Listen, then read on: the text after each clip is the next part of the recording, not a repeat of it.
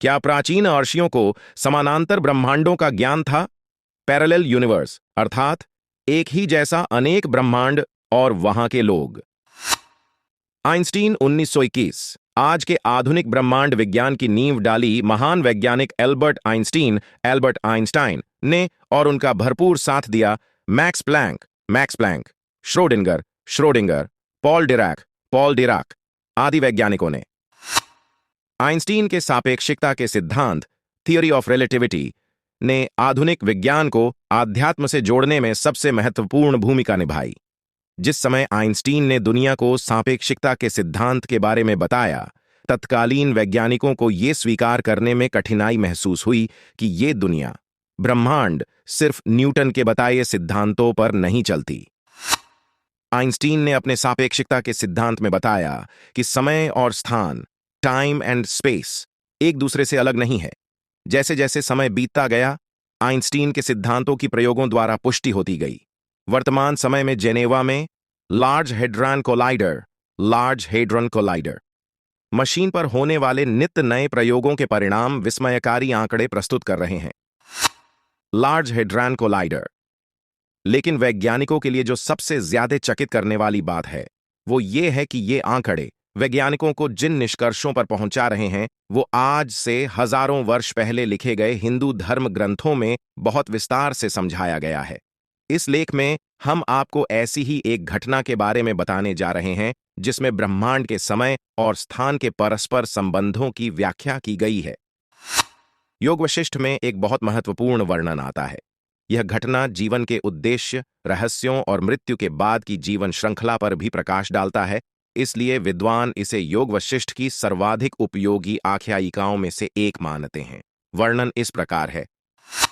किसी समय आर्यावर्त क्षेत्र में पद्म नाम का राजा राज्य करता था। लीला नाम की उसकी धर्मशील धर्मपत्नी उसे बहुत प्यार करती थी। जब कभी वह अपने पति की मृत्यु की बात सोचती तो वियोग की कल्पना से घबरा उठती। अंत में कोई उपाय न देखकर उसने भगवती सरस्वती की उपासना की और यह वरदान प्राप्त कर लिया कि यदि उसके पति की मृत्यु पहले हो जाती है तो पति की अंतःचेतना राजमहल से बाहर न जाए।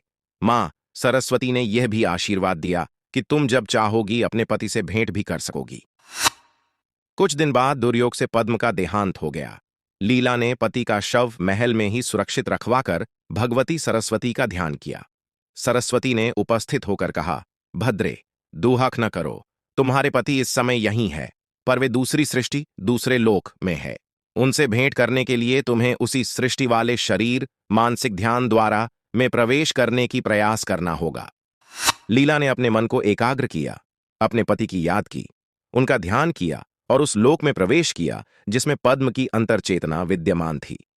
लीला ने वहां जाकर कुछ क्षणों तक जो कुछ दृश्य देखा उससे बड़ी आश्चर्यचकित हुई। उस समय सम्राट पद्म इस लोक यानी इस सृष्टि के 16 वर्ष के महाराज थे और एक विस्तृत क्षेत्र में शासन कर रहे थे।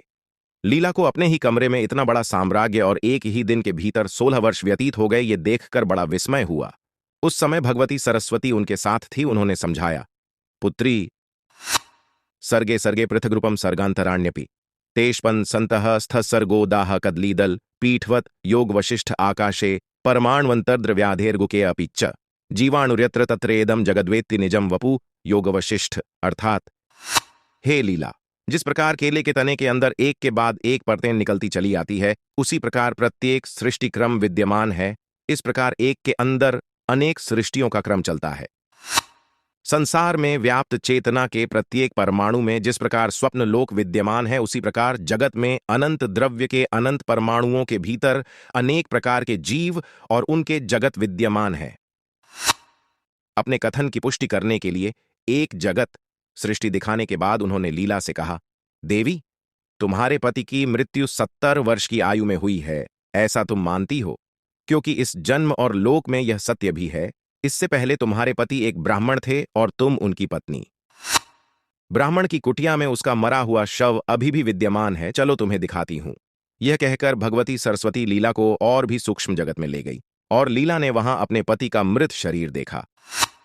उनकी उस जीवन की स्मृतियां भी याद हो आई और उससे भी बड़ा आश्चर्य लीला को यह हुआ कि जिसे वह 70 वर्षों की आयु समझे हुए थी, वह और इतने जीवन काल में घटित सारी घटना उस सृष्टि जिसमें उनके पति ब्राह्मण थे और वो उनकी पत्नी के कुल 7 दिनों के बराबर थी।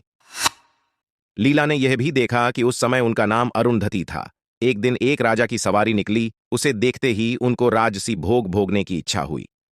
उसी सांसारिक इच्छा के फलस्वरूप ही उसने लीला का शरीर प्राप्त किया और राजा पद्म को प्राप्त हुई।